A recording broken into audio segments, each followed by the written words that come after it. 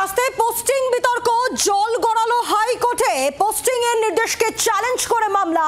আশফাকুল্লাহ দেবাশিসের মামলার আবেদন গ্রহণ করলো হাইকোর্ট। অত্যন্ত গুরুত্বপূর্ণ আপডেট আপনাদেরকে জানাচ্ছি। শাস্তে পোস্টিং বিতর্কে এবার জল গড়ালো হাইকোর্টে।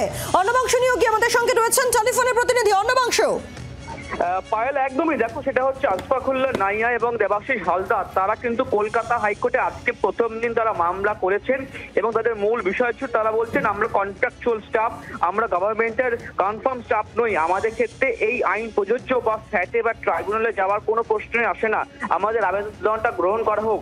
সেই আবেদন কলকাতা হাইকোর্ট গ্রহণ করেছে এবং আগামী 5 তারিখে এই মামলা শুনানি। মূলত বিষয় হচ্ছে অনিকেত মাহাতো, তিনিও আজকে এসেছিলেন, তার বক্তব্যটা তিনি পোস্টিং নিচ্ছেন না, তাই তিনি স্টাইপেন্ড প্রত্যাহার করছেন। অর্থাৎ একদিকে অনিকেত স্টাইপেন্ড প্রত্যাখ্যান করেছে, আর দ্বিতীয়ত হচ্ছে আশফাকুল্লাহ নাইয়া এবং দেবাশিস হালদার তারা মামলাও চালাবে এবং জেলায় গিয়েও তারা কিন্তু মানুষকে তারা রোগের বিনিময় পরিষেবা দেবে, এই তারা আন্দোলন চালিয়ে যাবে। এইভাবে আমরা তারা বক্তব্য রেখেছেন। আগামী 5 তারিখ এই মামলার শুনানি রয়েছে। ধন্যবাদ অর্ণবাংশ।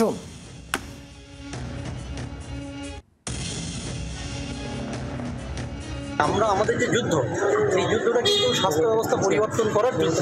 আমাদের এই যুদ্ধ এই অন্যায়ভাবে যে স্বাস্থ্য ভবন থেকে যে ধরনের দুর্নীতি, যে ধরনের ভুলভাল আপনার আদেশনামা আসছিল, সেগুলোর বিরুদ্ধে আমাদের যুদ্ধ। স্বাস্থ্যের জনস্বাস্থ্য, মানুষের যে স্বাস্থ্যের অধিকার আছে, সমস্ত মানুষ সঠিক স্বাস্থ্য পাওয়ার তাদের অধিকার, সেটা প্রতিষ্ঠিত করার যুদ্ধ। যে অনৈতিকতার জায়গা তৈরি করছে স্বাস্থ্য ভবন, যে অস্বচ্ছতার জায়গা তৈরি করছে স্বাস্থ্য ভবন, যে স্বচ্ছতার দাবিতে আমাদের অভয়ার আন্দোলন ছিল, সেই স্বচ্ছতার জায়গাকে পুনঃপ্রতিষ্ঠিত করা, সেই অনৈতিকতাকে পুনঃপ্রতিষ্ঠিত করা, নৈতিকতায় ফিরিয়ে আনা, শেড কালচারের বিরুদ্ধে নতুন সমাজ, নতুন স্বাস্থ্য ব্যবস্থার যে জায়গা, এই অনিয়মকে কখনোই মেনে নিতে পারি না। সেই জায়গা থেকে আমার যে পোস্টিং, সেই পোস্টিংয়ে আমি জয়েন করছি না। নাগরিক সমাজকে কেন্দ্র করে যে আন্দোলনের সুনির্দিষ্ট কর্মসূচি আমরা করেছি, সেই কর্মসূচির জায়গা আমরা ইতিমধ্যে আপনাদের কাছে রাখবো।